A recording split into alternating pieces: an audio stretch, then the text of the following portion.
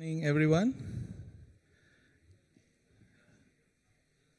Welcome to our evening session today. But before we start the session with Professor Ravi Ravindra, a couple of announcements.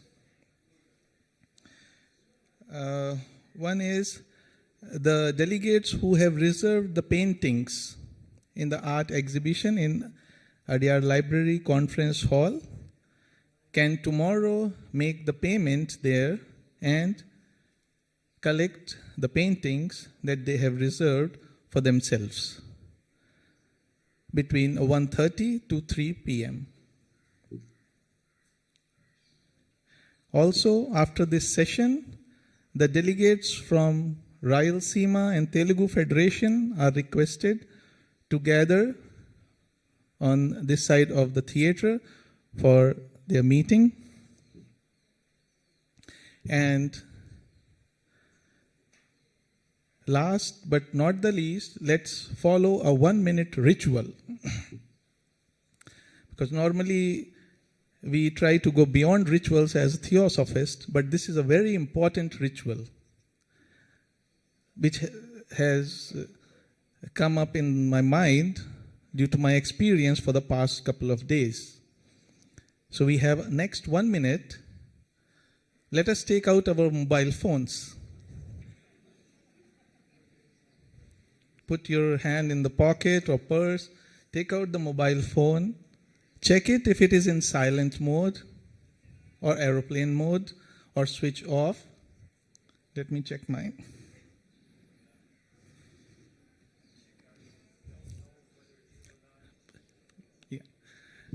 And next step is to do that, but if you do not know how to put it in silent mode or aeroplane mode or switch off, kindly take help from your sister or brother sitting next to you, who most likely will know it, or if not, then next to that delegate who may be willing to help. So that is the best way we help each other in our pursuit of having a distraction-free evening, and we can hear to Professor Ravi Ravindra without any disturbance.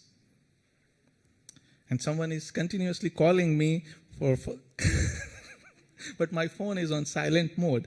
So if I have to take a call, I will go that side or that side and then maybe take the call. So thank you for your patience, and let us be more caring and more empathetic towards each other and to the speaker. And let us have, looking forward to a wonderful talk from Professor Ravi Ravindra. Thank you all.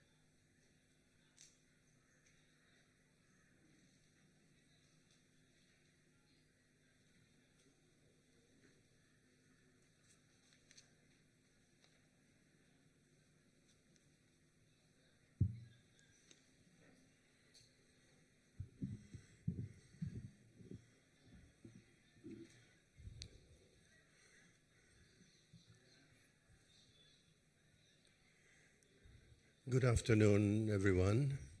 Dear President Tim Boyd and Lily Madam, and all others in the board, as well as members of the TS here and abroad who are watching this talk online. So I had the pleasure, not the pressure, but the pleasure of introducing someone who doesn't need any introduction, but anyway, I'll go ahead. So, Ravi Ravindra is a life member of the Theosophical Society. He has taught many courses in the School of the Wisdom in Adyar and in the Crotona School of Theosophy in Ojai in California. He is Professor Emeritus at Dalhousie University in Halifax, Canada, way on the East Coast, where he had taught in 3 departments: physics, philosophy, and comparative religion. He is the author of many books. Among them are Science and the Sacred, Krishnamurti, 2 Birds in One Tree, The Wisdom of Patanjali's Yoga Sutras, the Bhagavad Gita, A Guide to Navigating the Battle of Life. Then he is also the author of Theory of Seismic Head Waves. And if you want to read more of his works, he has a website called ravindra.ca. CA stands for Canada. So it's not ravindra.com, which a lot of people would try. You won't find it. So there you go. .ca. Then Ravi Ravindra obtained degrees of BSc and MTech from the Indian Institute of Technology, IIT, very prestigious place in Kharagpur, before going to Canada on a Commonwealth scholarship to do an MS and a PhD in physics from the University of Toronto. And then later he did an MA in philosophy also, and at different times held postdoctoral fellowships in physics from the University of Toronto, history and philosophy of science from Princeton University. You know what that is. And then also in religion from the Columbia University, another great university in New York. So he's now Professor Emeritus at the Dalhousie University in Halifax, Canada, where he served for many years as a professor in the departments of comparative religion, philosophy, and physics. He was a member of the Institute of Advanced Study in Princeton, a fellow of the Indian Institute of Advanced Study in Shimla, and the founding director of the Threshold Award for Integrative Knowledge.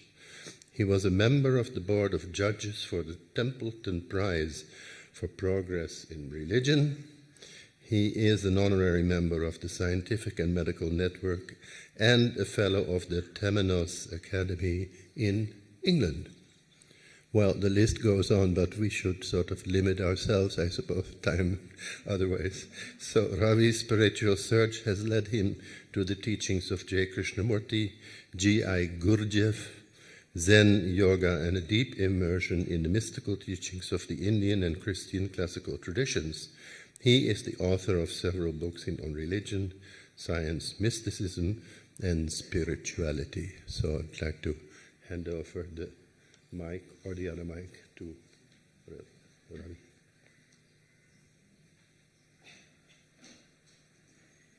See, I was under the impression that as a spiritual teacher, he will assist me to be a little free of my ego, but he's doing just the reverse.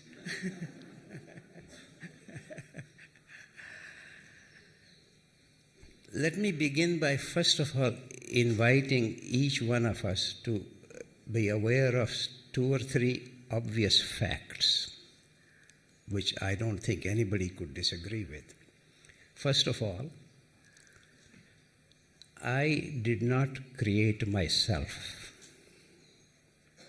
if you take a moment to think about this, it's not only that Ravi did not create himself, each one of us can literally face this simple fact that I did not create myself.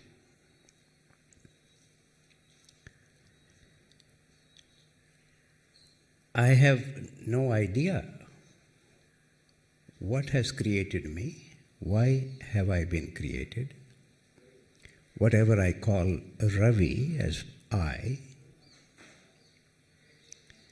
there is only one I and millions of yous. And according to all the great sages everywhere, the suggestion is that each one of us has been created by divine forces, divine energies. It is, let me actually even quote one or two remarks here from scriptures. First of all, a reminder, before I quote these texts,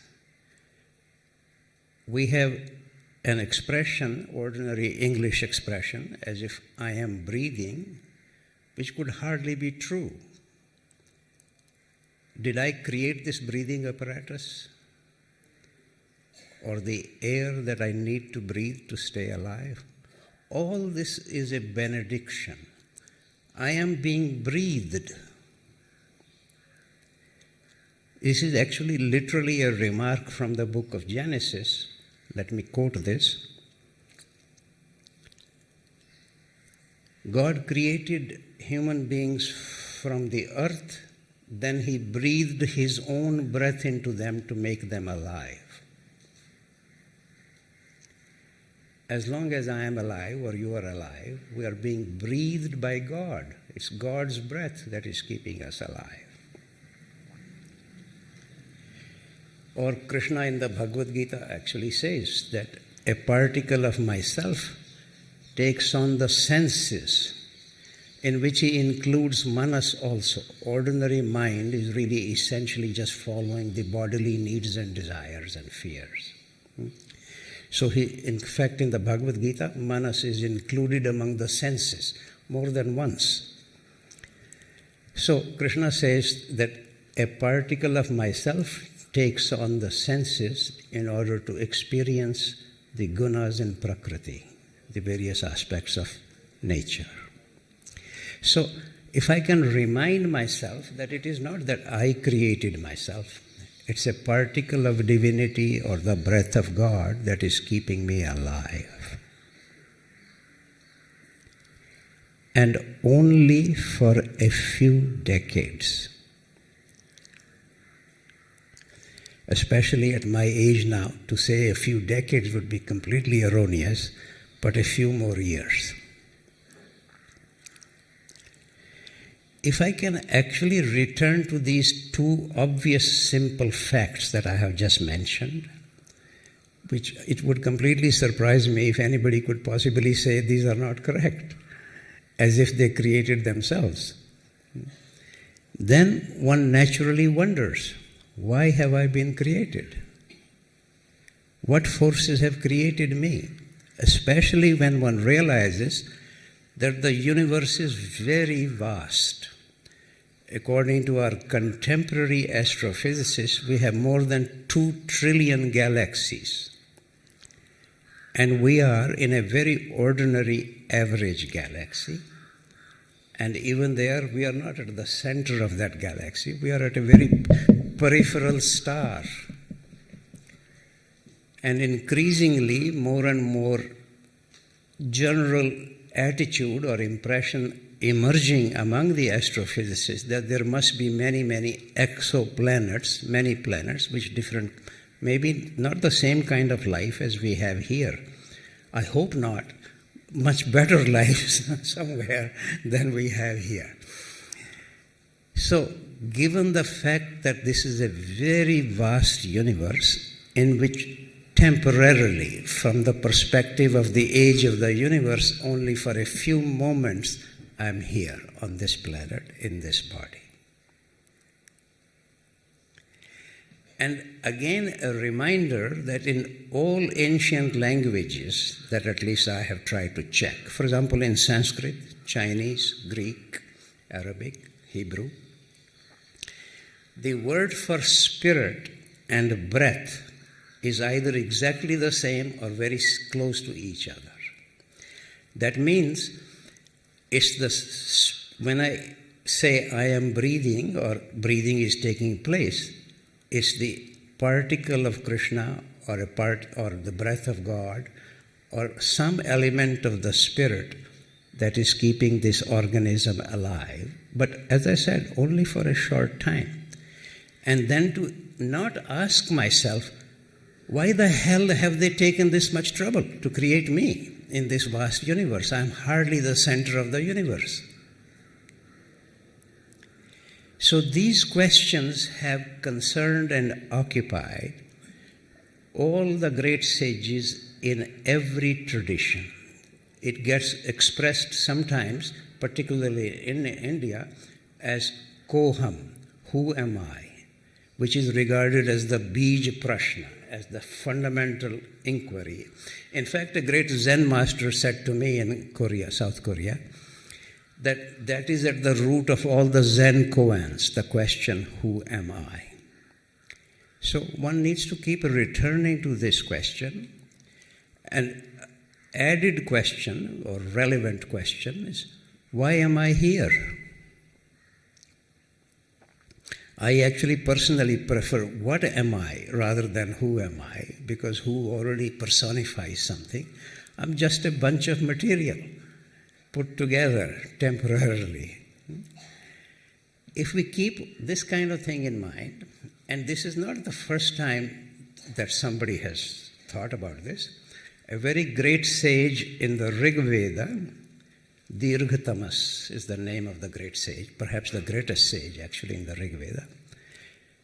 Maybe I will quote him just to respect him. Na vijanami yadi vedamasmi ninya sanadha manasacharami.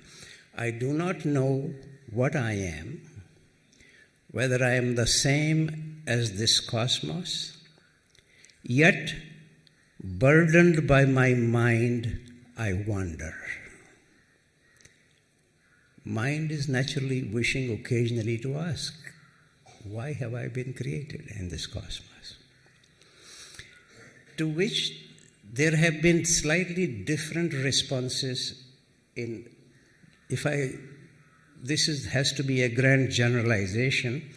There are two main streams of what we might call spirituality, which sometimes gets manifested as religions, although religions have done more harm to spiritual search than anything else. But sometimes the words get used like that. For example, in our university, it's the Department of Comparative Religion, not comparative spirituality. However, there are two main streams. There is the Indic stream, which includes whatever we mean by Hinduism, Buddhism, Jainism, Sikhism. And there is the Abrahamic stream, including Judaism, Christianity, Islam. And the two streams have a not only slightly, radically different approach to this question. For example, in the Abrahamic tradition, there is a myth of creation. Maybe many of my Indian friends may be surprised, but in the Indian tradition, we don't have a myth of creation. What we have is a myth of emanation. Brahma, which is the label for the highest reality, which literally simply means the vastness. Although I should make a slightly footnote, kind of an academic footnote, if you like, because the English word vastness these days does not convey a sense of time. It more conveys a sense of space. So some people, for example, Annie Besant, translates Brahma as the eternal.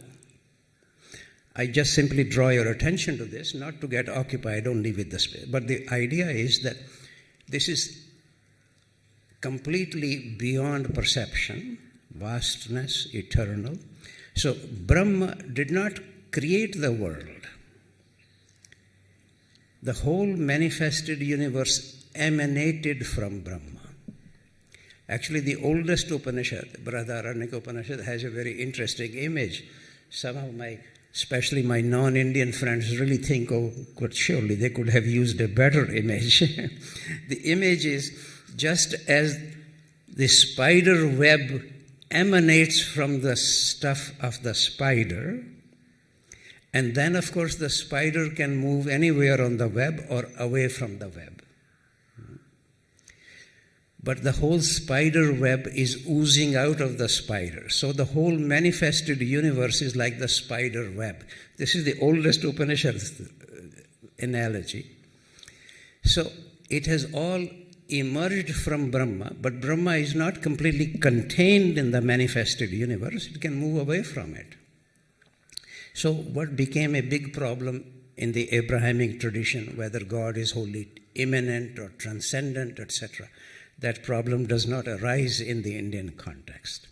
But in any case, the point to be made is this, that everything from the perspective of the Indian tradition has a particle of Brahma in it. Or if you like, it's different aspects of Brahma, but one of them is consciousness, or Sat Chit Ananda. In fact, Sri Aurobindo had a very lovely remark that the delight emanated the whole universe for delight. So the universe has emanated from the substance of Brahma, not created by Brahma, but this particular division has an enormous consequences. In the Abrahamic tradition, each level of creation is radically different from the other levels. For example, most of you probably know all this. In the Bible, there are 9 orders of angels. Each level is radically different from the other levels. And certainly no human being can become an angel. And then below human beings there are animals, so no animal can become a human being, which was the major objection to the theory of evolution in biology, which was not objected to from the Indian thought, because even the so-called Dashavatar, the 10 incarnations of Vishnu, are essentially emerging from the animals to human beings. So you see, there are many consequences of this particular remark. And the one particular one that I now wish to emphasize, that in the Indian tradition, everything has a particle or an element of Brahma. Or, for example, Krishna actually, the Bhagavad Gita, its language is changed. The Sanskrit of the Rig Veda is different from Sanskrit of the Bhagavad Gita, but many of the ideas are continuing very much. So Krishna, for example, says in the Bhagavad Gita that everything that exists is a combination of the field and the knower of the field, and I am the knower of the field in every field. So in everything, Krishna exists. Particularly in human beings, he even says, I am Shrirast, I am seated in the body, not only in the mind or the heart, but even in the body. So, therefore, since everything is Brahma, the call is for us to find that particle in us, or really for every creature to find, but I'm now speaking mostly about human beings, to find the particle in us which can then identify itself with Brahma, which in the Abrahamic tradition would be a heresy. The moment Christ said, the Father and I are one, they asked for his crucifixion.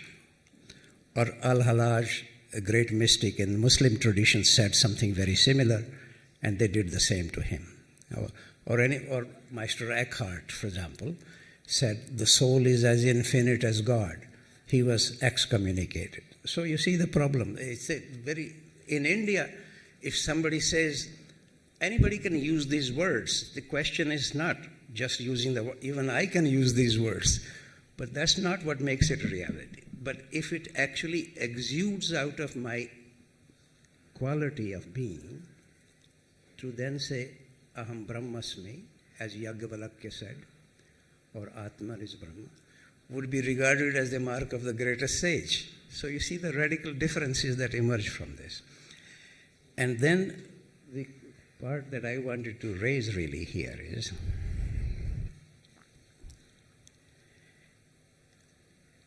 looking at these different ways. One consequence of that is in the Indian tradition, repeated emphasis on the oneness of everything. This is why I gave this title, One Without the Second. Ekam ev advitiyam is the way the Upanishads put it, one without the second, because everything is emerging and is containing Brahma. Consequence of that is that uniqueness of the manifested world is actually reduced in its importance. For example, we could say, or in fact a great sage would say, Raman Maharishi as an example, that at death his spirit merges into cosmic spirit, or Atma merges into Mahatma. You could never find an expression like this in the whole of the Abrahamic tradition. If you find one, please let me know, because I'm not eager to stay with my ignorance. I'll be happy to learn. Therefore, the emphasis is very much on oneness rather than on uniqueness. Whereas in the Abrahamic tradition, the emphasis is really very much on the uniqueness of everything. In fact, in the book of Exodus, striking remark that Moses spoke to God as a man to a man. Can you believe this kind of remark in the Indian tradition? It would seem very strange. So, the reason I'm trying to speak about this, one emphasis is on oneness of everything. Consequently, it ends up diminishing the uniqueness of each creature.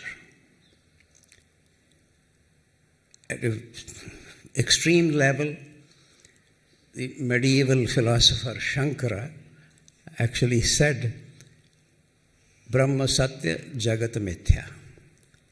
Only Brahma is true, the whole manifested universe is just illusion.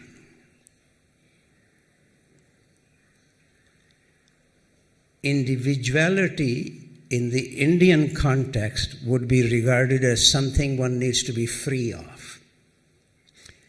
Because to remain with individuality means to stay with ignorance. Whereas in the whole of the Abrahamic tradition, individuality is the whole factor which maintains our responsibility. It's the mark of responsibility. So you see, I feel increasingly now we are living in a planetary culture. How do we reconcile these two great streams? Essentially, they have become religions, but they are also parts of spirituality. When they have such radically different attitudes to individuality, as an example. And there, what is important is to first of all see what have been the consequences of some of these remarks. One I just mentioned, Shankara's remark, and then we get, for example, I will give you two examples. Several Upanishads, particularly Mundaka Upanishad, says any any feature or aspect of clay can be understood if you understand deeply clay. It's probably true, but the question is, if I have a broken teacup at the railway station, would I pay the same amount for it as for an exquisite Chinese vase? They're all both of clay. Diamond is also just simply carbon, so is a piece of coal. Would you pay the same amount for both? We need to question all these philosophers insisting on some of this oneness. Or a more specific example, actually, one also has to realize that when the sages say something like this, they are speaking from a direct perception of truth. They're not just simply quoting something or the other. But to come to that level requires an enormous freedom from their me. And in that state of freedom, one could actually be free of whether it is a piece of diamond or a piece of coal. But is that where I am? Is that where most of humanity is? And now here is a particular remark of somebody may know his name, Sri Anirvan, who was a very highly exalted sage, at least, and I was fortunate to meet him. He was almost on his deathbed, but he agreed to see me for about half an hour. And as I was leaving, he said, you would know something real when you realize that God is the same as dog.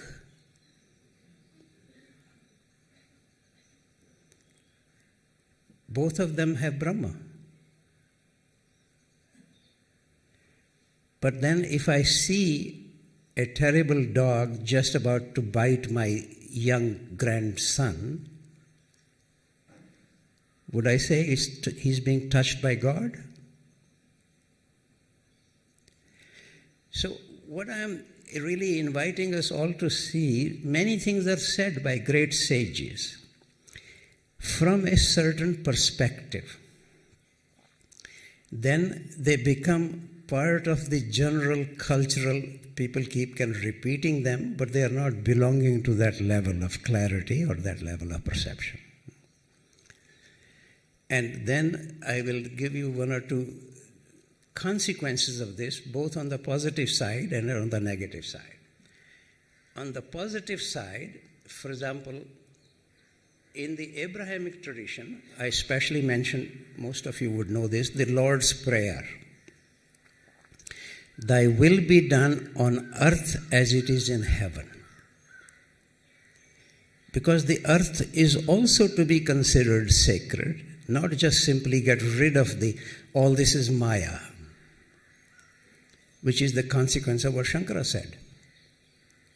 And therefore we don't give a damn for our neighbors. In fact, I was very struck by a remark of Vivekananda. It's not my remark. Vivekananda said, the Brahmins have turned Hinduism into don't touchism. This is a direct quote from Vivekananda. Brahmins have turned Hinduism into a don't touchism. Because we don't give a damn for this. This is just Maya. Whereas in the Abrahamic tradition, very much a call to take care of this world. And you know the two very standard prayers reminded not only by Christ, but by practically all the prophets, particularly, especially by Isaiah, deeply. Love God with all your might, but love thy neighbor as thyself. Where in Indian tradition would you find that expression? We may take care of our own house, but in the neighborhood, nobody gives a damn what is taking place there. So you see, all of these things have many consequences. But then there is also the negative side of it. For example, I already mentioned Shankara's saying, if I can just dismiss a piece of diamond just because it's the same as a piece of coal, or I don't actually protect my grandson from being bitten by a dog, because it's just God. In the Abrahamic tradition, because of this very strong emphasis on individuality, particularly in the 16th century. There was a philosopher called Hume, and they described individuality. One of the important function of being an individual is a sense of possession, that it belongs to me, it is mine. And then when the French and the English people came to places like Canada, meeting the indigenous people who did not have this sense of possession. So this may surprise you, but the Jesuits, who are supposed to be very educated, highly educated people, French and English Jesuits concluded, since the natives did not have a sense of possession, they don't have an individuality, therefore they don't have a soul, and therefore they are just like animals. They can be killed.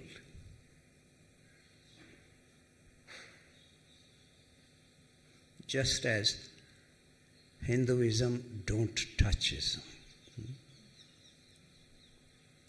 So all of these aspects have negative consequences, positive consequences.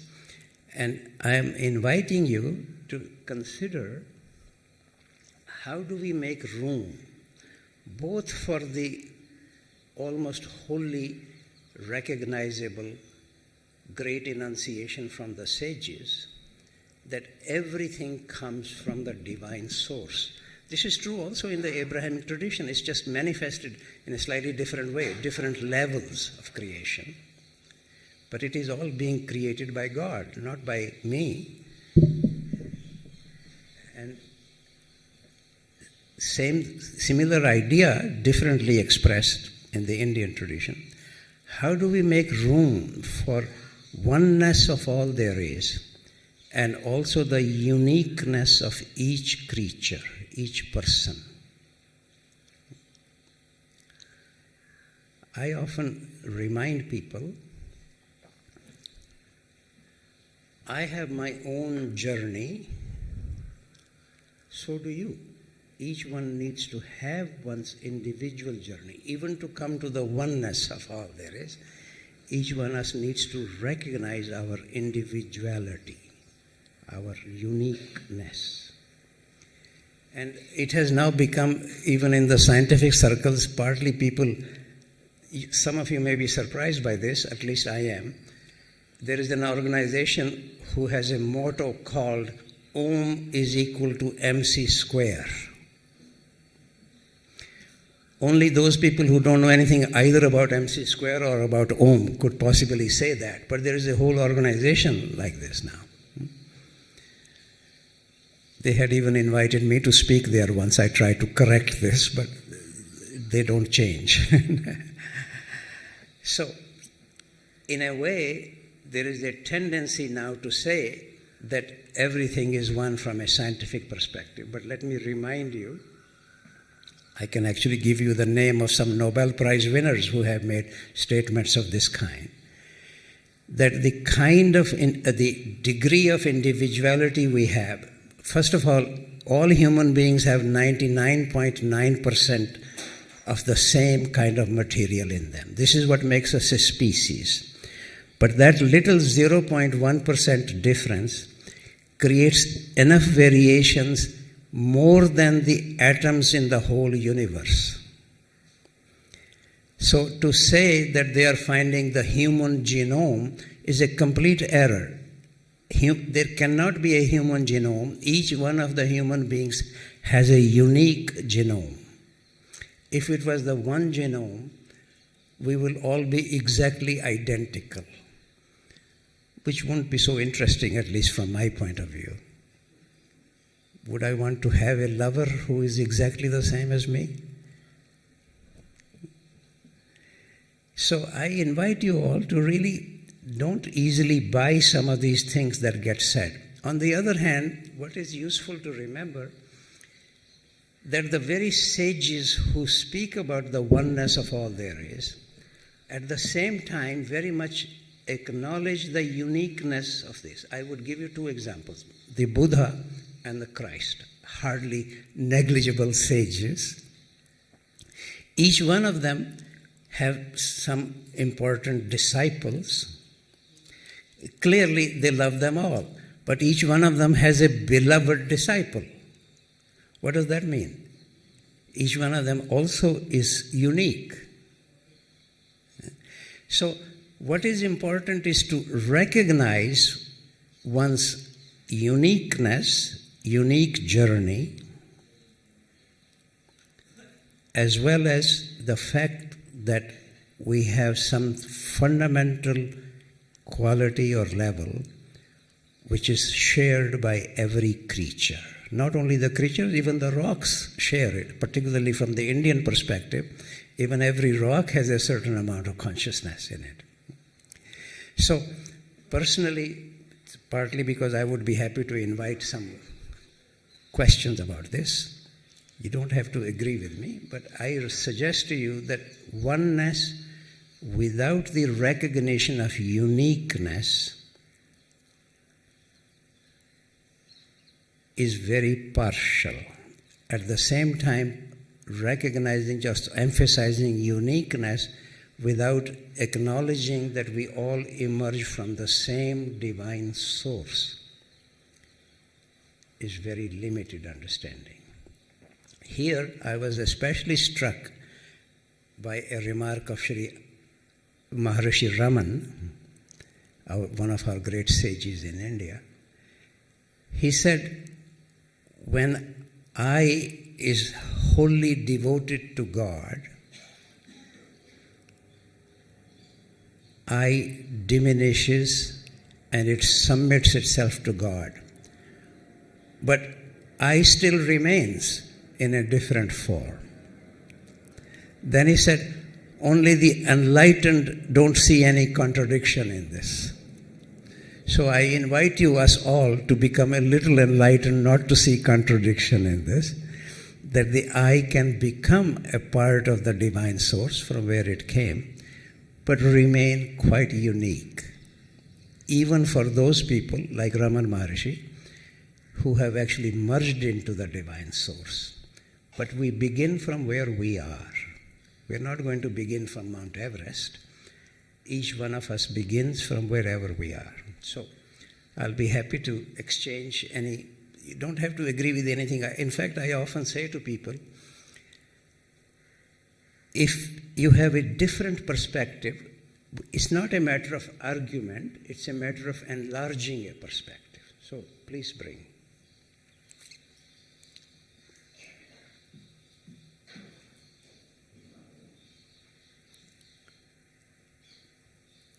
If nobody wants to say something, I can continue saying more and more, but that may not be necessary. Where? Yes.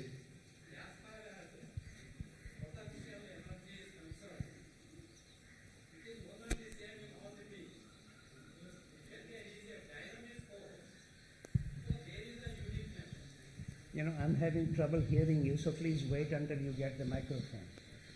It's quite a distance.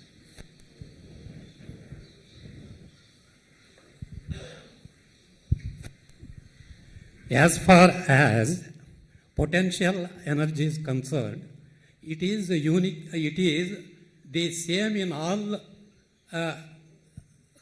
all creation. But when we go to the dynamic energy, where different levels of creation is going on, there we find a uniqueness in different levels. So at the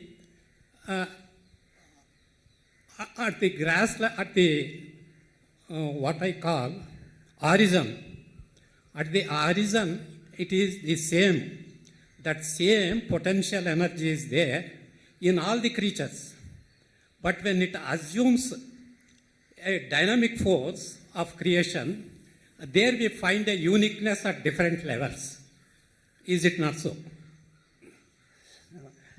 You see, what is, first of all, even to recognize that this divine energy manifests at different levels, and we don't need to be against any level, but an individual undertakes evolution. In fact, maybe this will be useful for me to remind people here.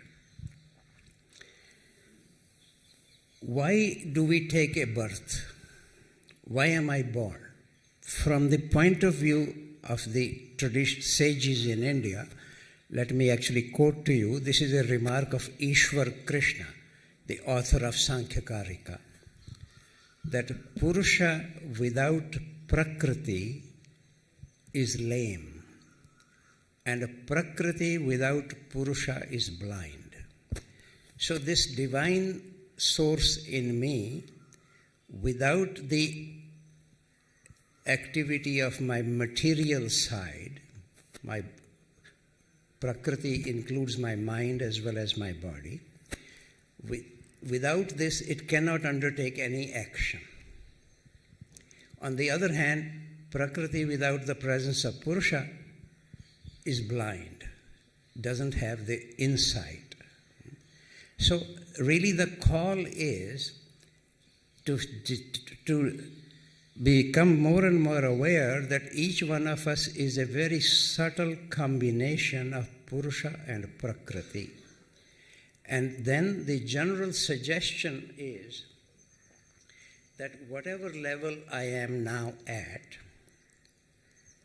from the spiritual side, this particle of Purusha in me is at my level, just as the particle of Prakriti is in me at my level. And this level of Purusha needs to enhance its quality so that it can come to the same level as Krishna, same level as God. And therefore, my existence is to assist the evolution of this particle of divinity in me, not to be against. Therefore, my body and mind is actually the instrument. It is silly to be against the instrument. Now, that instrument naturally works from the level where it is, usually driven by its ego nature.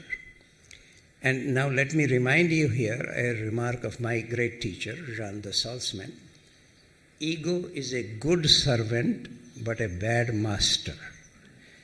Can anything be done here without bringing my ego effort? Ego simply, I have to remind people, these days the word ego is taken as something very negative.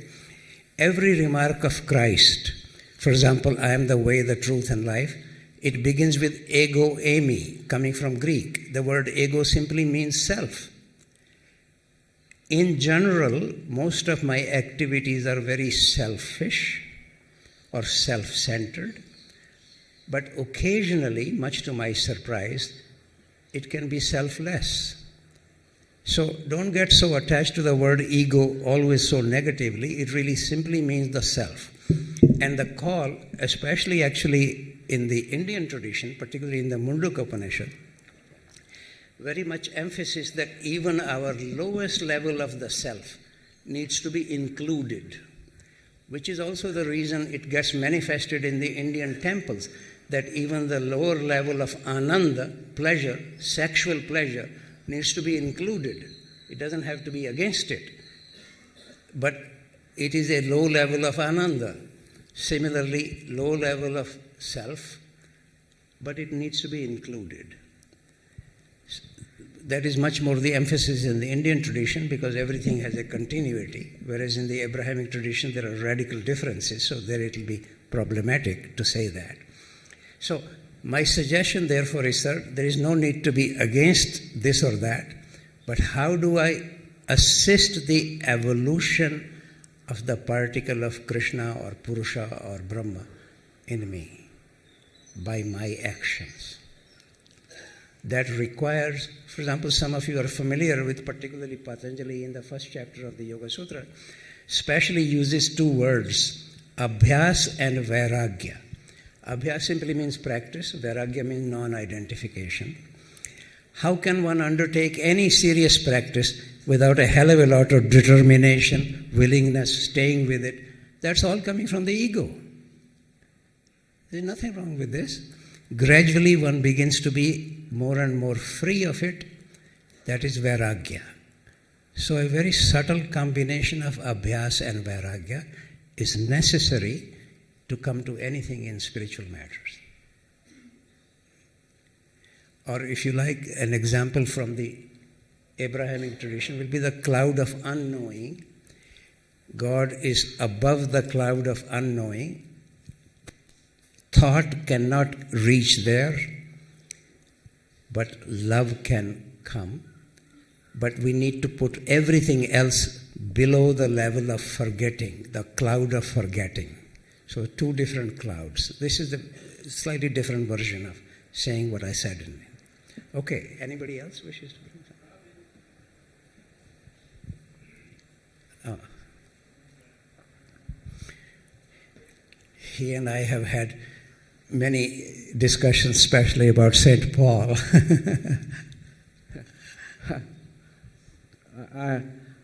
Many years ago, actually I grew up with these conversations, but many years ago you mentioned to your students at the School of the Wisdom that you had a conversation with Krishnamurti, who maintained that there is no path to truth. There is no path can be built from here to there. And then you ask him, sir, can a path be built from there to here? What did you mean? Maybe I should give you a little background of what he's raising. I was very fortunate. I've been actually very fortunate. I don't know why I have been blessed to meet some quite remarkable sages, including Krishnamurti, on many, many occasions. In fact, since my partner is right here, she says I must have done something good in a previous life to deserve this, because she can't see anything in this life to deserve this. So whatever I had done in a previous life made me meet many of these people. And Krishnamurti, maybe I should mention this to you. If you don't mind, I give this example. On one occasion, I was actually returning from a conference in Hawaii, going to Halifax. So we had to change flights in Los Angeles. And I'm sure you all know, Ojai, just about 1 hour drive from Los Angeles, 1.5 hours maybe. So from Los Angeles, I phoned Mary Zimbalist, who was more or less the, what should we say, nursing maid of Krishnamurti. I don't know what would be the right word here. Great helper in any case. And she asked me that Krishnamurti has been speaking publicly for the last 3 or 4 times, and I know he'll be happy to see you, but it's not a good idea to come because he's very exhausted. So I was feeling a little sad. Then she said to me, but he'll be sad if he doesn't see you, so please come, but promise you won't raise anything serious. So I promised to her that I won't raise anything serious. So we are sitting at lunchtime. My wife is opposite me, and I'm sitting on the left side of Krishnamurti. He was not eating very much, at least that day, or maybe generally not at that time. I'm talking about 1980, so he was at that time 85 years old. So he kept holding my right hand the whole time during lunch.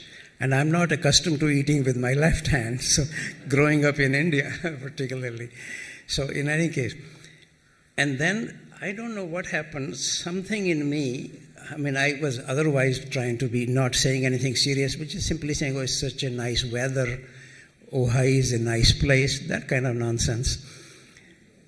But suddenly I said, Krishnaji, it seems to me that every impression changes our body at a molecular level.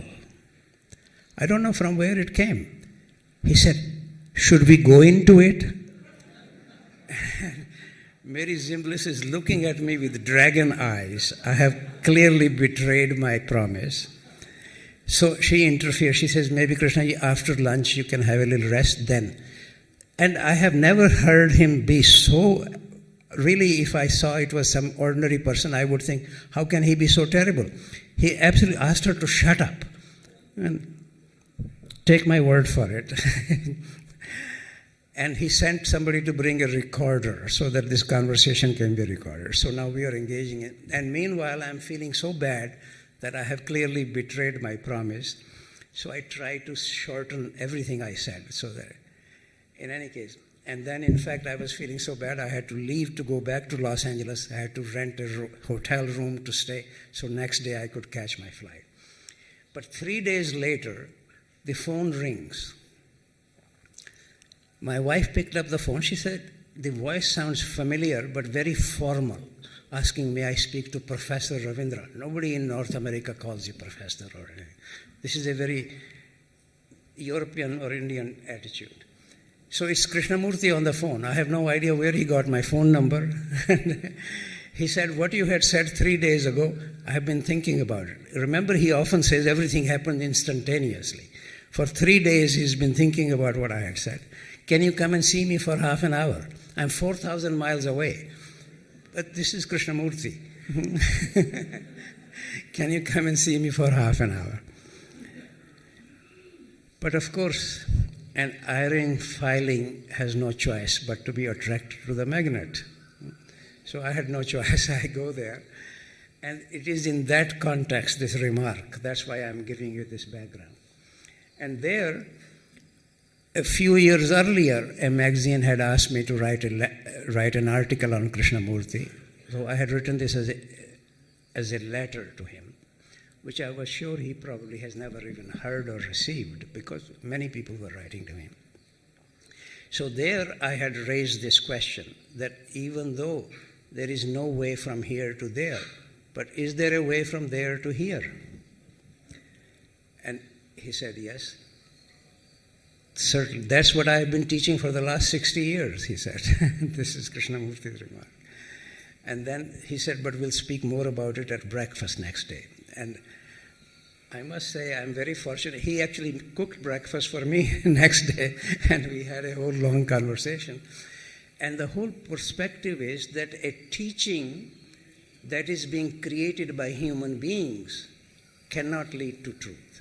But if a teaching is, as it were, emerging from what we might say from above, from the divine level, that can lead to some truth. So a way not from here to there, but from there to here. And he says that's what he's been saying for the last 60 years. That's the basis of that remark.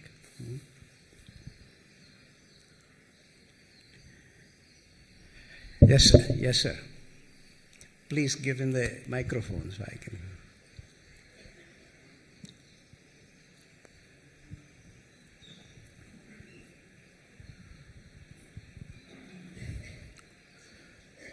To drop the uniqueness, our tradition says different ways. That is Jnana Yoga, Bhakti Yoga, Karma Yoga. I want to know from your experience, what is fit for you or for anyone? I'm not entirely sure that I'm quite understanding what the question is. What kind of yoga is The suitable? thing is, reaching oneness, there are some barriers according to our tradition. So to overcome that barrier, 3 methods are employed. One is Karma Yoga, another is Jnana Yoga, another is Bhakti Yoga. I want to know what is the method is convenient. It may be different from individual to individual.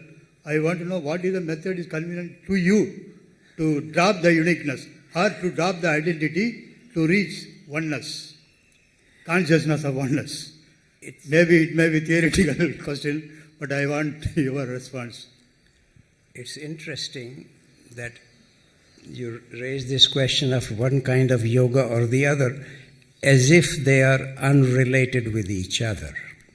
Let me first of all remind you, in the Bhagavad Gita, for the first six chapters, there is not even a single mention of Bhakti Gita. The last shloka on the 6th chapter has the word Bhakti in it.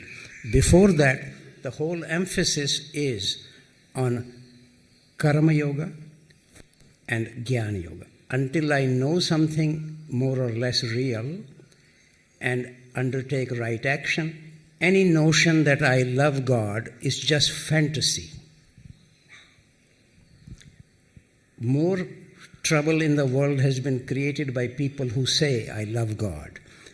More religion warfares have occurred because of that. So Krishna, also I need to remind people, this was actually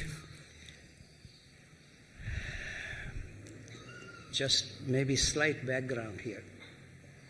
A very well-known professor of philosophy in England, Hilary Armstrong, he's translator of Plotinus. All the great works of Plotinus are translated by him.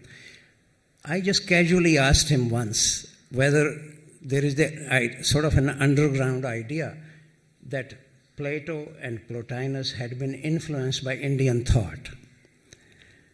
So I asked him if there was some truth to this. And he said, oh, I had published a paper, actually the year I was born, he had published a paper to his satisfaction that India had nothing to do with any influence on Pythagoras or on Plato or on Plotinus. But since I was asking him this again and again, so he said, okay, let's take a technical issue in Plotinus and something in the Indian tradition, because ordinary level, many things come together in many places. So that was the time when I was then forced to study the Bhagavad Gita deeply. And what I discovered, this paper was actually published in 1978, not yesterday, by Cambridge University Press, that the main yoga that Krishna teaches in the Bhagavad Gita is Buddhi Yoga. Hardly any yoga teachers even mention this, much to myself. Let me actually tell you, you can see this in the 2nd chapter, in the 10th chapter, which is in the middle of the Bhagavad Gita, and in the 18th chapter, which is the last chapter. He explicitly says the main yoga I teach is Buddhi Yoga. What does that mean? Yoga of awareness or of integrated intelligence. Then sometime I would realize that I should sit down and just read the Upanishads or read the Bible. So then I would study that. Then I would sometimes realize, no, I need to undertake some right action. Then I would undertake that. So Buddhi Yoga is really like the conductor in an orchestra, sometimes called the strings, sometimes the drums, sometimes. They're not against each other. And they are not even linear in any sense. One can undertake all of them subsequently, in order or differently. Some people are naturally much more inclined towards action. Some are more inclined towards studies. Some are much more inclined towards meditation. Nobody needs to be left out. So when you raise this question about which yoga to follow, strictly speaking, I would recommend to you Buddhi Yoga. Don't just take my word for it. If you want me to give you precise references, in the 10th chapter, 13th shloka will tell you the Buddhi Yoga. And in the 2nd chapter, 27th shloka. And in the 18th chapter, 54th shloka will tell you this. That Buddhi Yoga is the main yoga I am teaching. But hardly any Indian teacher or yoga teachers even mention this, much to my surprise. This was actually published by me in 1978. It created a bit of an academic interest, but only academic interest. So don't get attached to one kind of yoga or the other. But Bhakti Yoga is ultimately the highly regarded, because people forget it is much more important that I am loved by God rather than I love God. Christ is particularly, absolutely clear about this in John's Gospel. He repeatedly said, whatever I say is not my words. I say what my Father in heaven tells me to say. And if you love me, whenever any of his disciples said, Lord, I love you, occasionally, because they were struck by his miracle, if you love me, you will obey my commandments. Then I will love you as the Father loves me, and I will dwell in you as the Father dwells in me. You can read this very carefully in several times in John's Gospel, starting from the 10th chapter onwards. So why should Krishna bother to love me? Unless I deserve his love. It's all very nice to say, it's all very unconditional. The trouble is, the sun is shining, but if my windows are closed, the sun is unconditionally shining. But I am not receiving the sun. This is the suggestion really is, how do I become receptive? All spiritual practice is not to invade God or to demand something from him or command him. All spiritual practice is how can I become more and more receptive, not running away. And part of that is a fundamental requirement of physical relaxation, emotional relaxation, freedom from what I know, a total submission of me, a complete receptivity.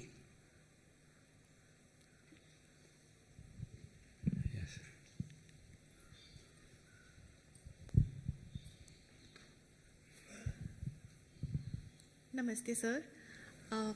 You spoke about the concept of oneness and uniqueness.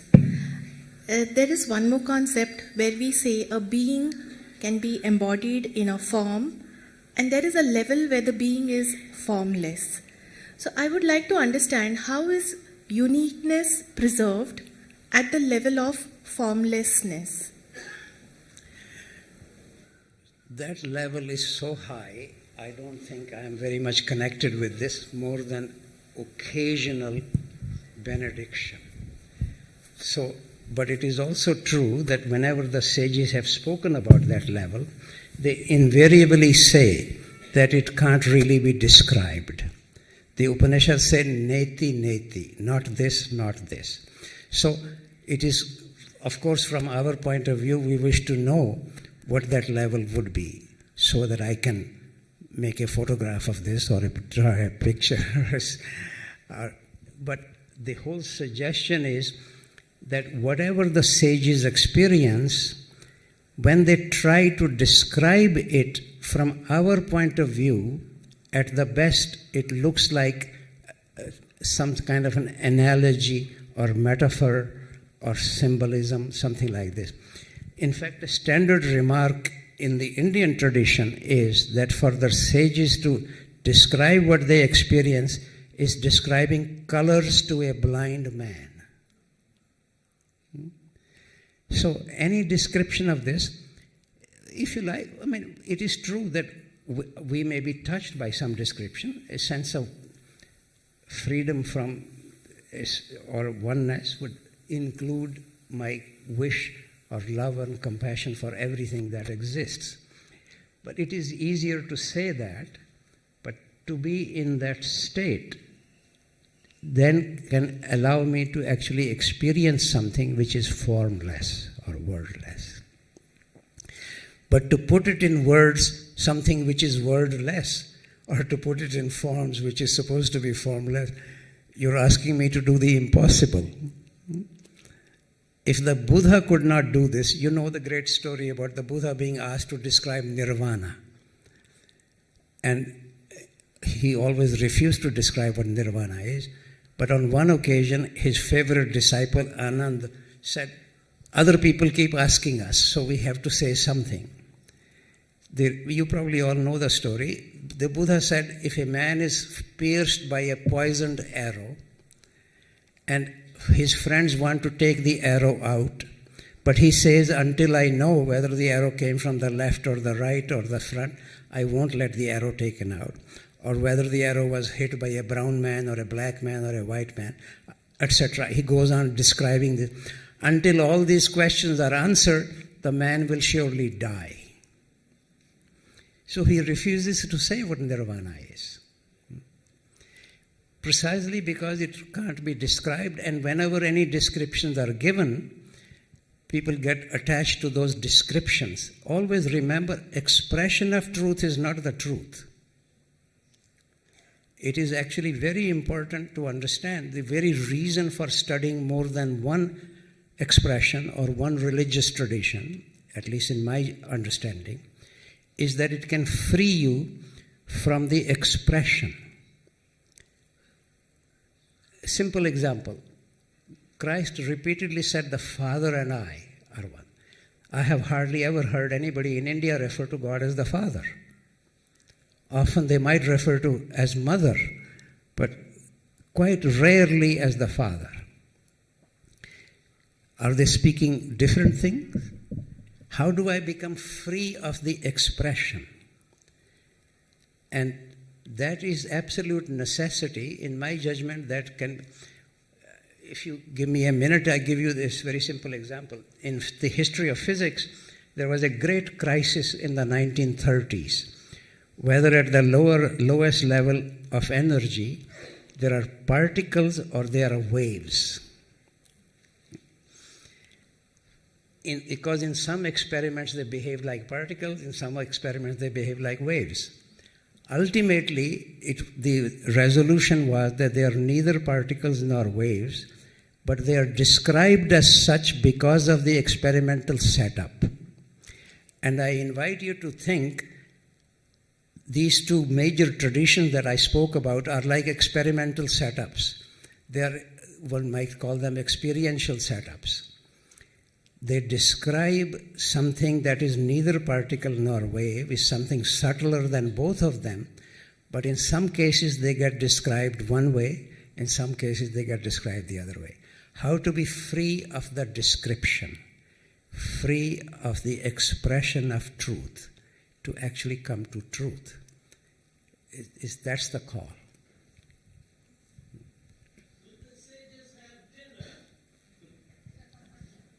Sorry.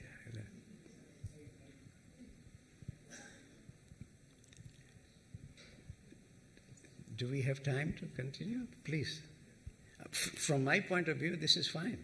But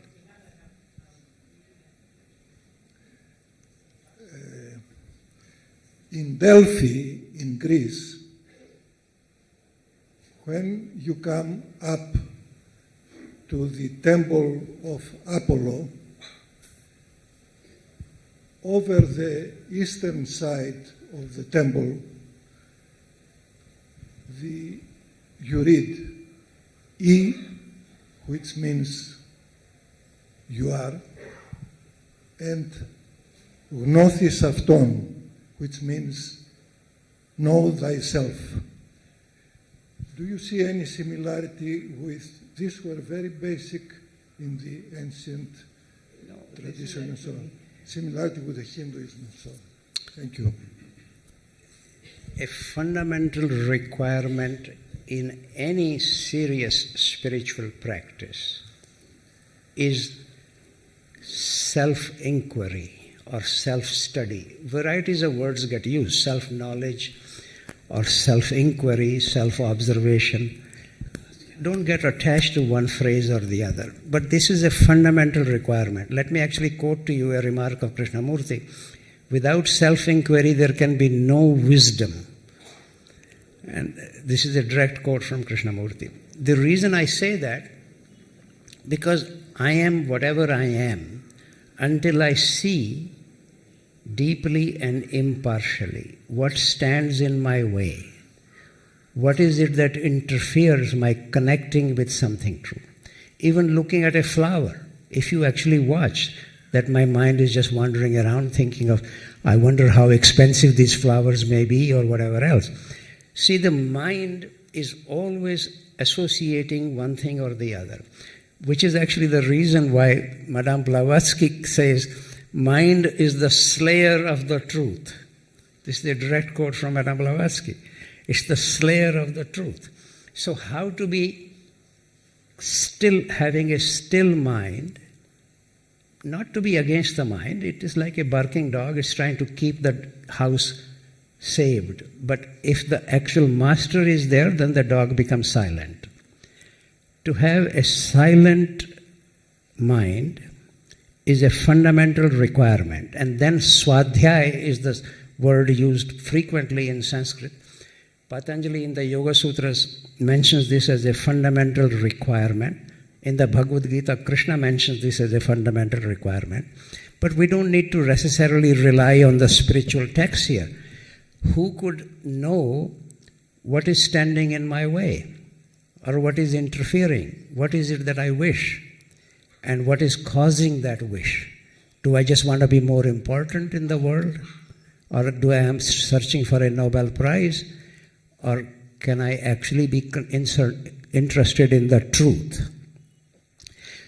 Another thing which is important to understand here, awareness is the mechanism of transformation. If I become self-aware, that is what brings a change in me, transformation. Nobody else, maybe for example, it is said when Ramakrishna puts his hand on Vivekananda, he was transformed. Maybe that is true. But personally, that is not the general principle. The general principle is that I need to undertake a transformation of myself. And what can bring that about? Self-awareness. That is actually the mechanism of transformation. Even a minor aspect of it is even a principle in physics. Whatever I look at changes in its quality. That's a different way of saying. But you can try this. Just become aware of your breathing. I guarantee the quality of your breathing will change. And if you become aware more and more that I'm greedy, after a little while, you'll become a little free of being greedy. Awareness is the mechanism of transformation. Therefore, self-awareness or self-knowledge, various words get used, don't get attached to it. English translation is Swadhyay would be very helpful. But you see, this is how the cultures also degenerate. If you look at a contemporary Sanskrit English dictionary, the first translation they say of Swadhyay is studying sacred books. Only third or fourth translation is self-study. Literally it is Swa plus Adhyay. There is no complexity about it. It simply means self-study. In fact, I remember once saying this to Krishnamurti about this Sanskrit English translation. He didn't use these words in public, but damn it, sir, what is the point of studying sacred books if you don't study the book of yourself? That is Krishnamurti saying to me. So you see, self-study or self-knowledge is extremely important aspect of any spiritual practice. But to impartially study oneself is not so easy, because very soon it can lead either to fantasy or to despair. Because if you are honest, you will see all the demonic tendencies in you. Don't forget the demon was also created by God. No prophet, no sage ever became free without being tested by the demon. Mara, we would say in the Buddhist tradition. Mara, and what did the Buddha say afterward, at the very end, before enlightenment? Mara, you are a part and parcel of myself. That's all. The whole external universe, according to the sages, is in principle mirrored inside us. So why not the demon? The demon is also there. He has a very high function. People forget. He is the head examiner. If I become against the examiner, he'll flunk me. So that's not very helpful. Look at any of the prophets or any of the great sages. They were all tested by the devil. Different words get used, Satan or Lucifer. Lucifer was the highest angel, let me remind you, in the Bible. Actually, Madame Blavatsky labeled her magazine as Lucifer. So, self-study is very important, sir. Self-knowledge. Thank you very much.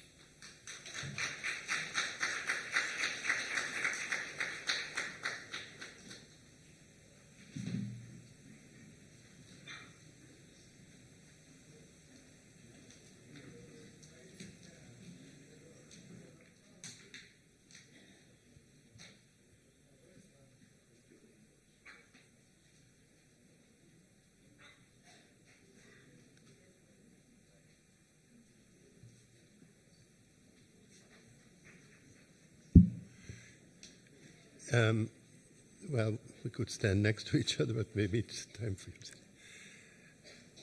Well, Professor Ravi Ravindran, thank you very much for this enlightened and enlightening talk.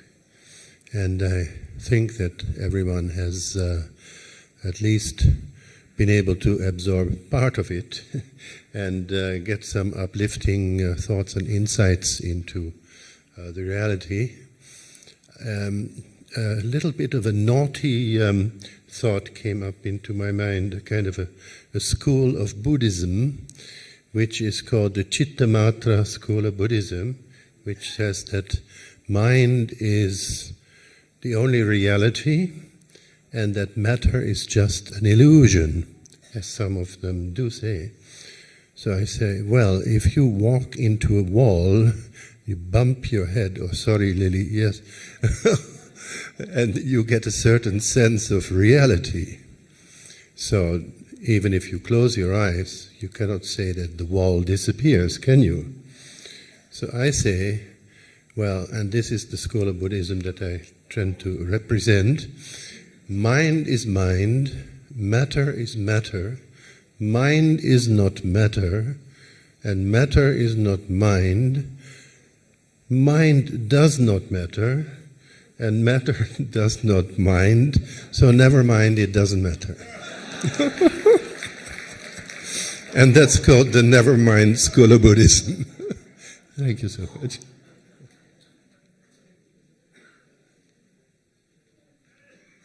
See, the trouble is in the English language, one word mind gets used. Whereas, for example, buddhi is quite different from manas. Or even in ancient Greece, nous is quite different from dianoia. Buddha mind is not the same as the monkey mind. This is part of the trouble with the language. But thank you very much for your